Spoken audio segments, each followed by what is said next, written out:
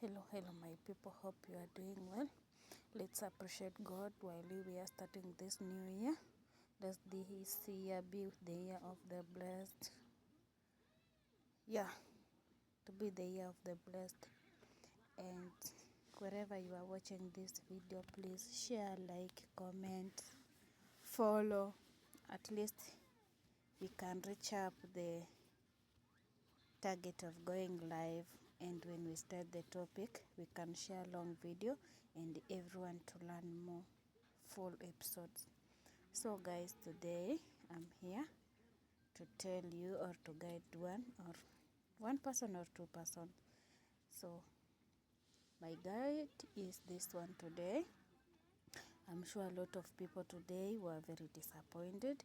A lot of people today were angry, and all this is all because kuna ule mtu mwenye alikuwa na target ya 2025, nitafanya hii, then ndio hii ameanza 2026, the target of 2025 hakufanya, ama alifanya kidogo, haikuisha kulingana na venye alikuwa anataka. So wacha mimi leo nikutie nguvu ama nikuambie kitu. Wacha kukuwa na target ya kusema unataka kufanya kitu fulani katika maisha. Wacha hii mwaka jifunze kuomba ukiambia Mungu, wacha itendeke venye itatendeka. Usiambie Mungu nataka kitu fulani. Mwambie Mungu nitende jinsi ambavyo mapenzi yako iko sawa na mimi. Unaona? Juu watu wengi tunaenda very disappointed of life kwa sababu mtu anajiambia at the end of the year nataka gari, then unapata at the end of the year janua hiyo gari, mtu anakuwa very disappointed of life.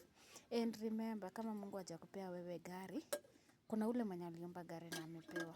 So God is in control according to what you ask for. No. Si ati juu hujapata gari na uliomba gari last year ni venye ati Mungu amekusahau ama nini. Hapana. Mungu ako na wewe na anajua sababu, na kuna ule mwenye hata hakuomba na amepewa hiyo gari. So kila kitu Mungu anakuanga anapanga na anajua hii kitu nikipea huyu leo, kesho naye nitampea huyu. Don't be disappointed with life because of the things. Hope you understand me. So this year tuache hiyo maombi ya kuomba kusema tunataka gari, tunataka pesa, tunataka kazi. Hapana. Ambia tu Mungu ni asante kwa afya. Yaani jifunze kuambia Mungu ni asante kwa hizi dakika, ni asante kwa haya masaa, ni asante kwa afya njema ambayo umenipea. Na hiyo ingine yote Mungu wewe mwenyewe fanya jinsi kulingana na mapenzi yako. Unaona?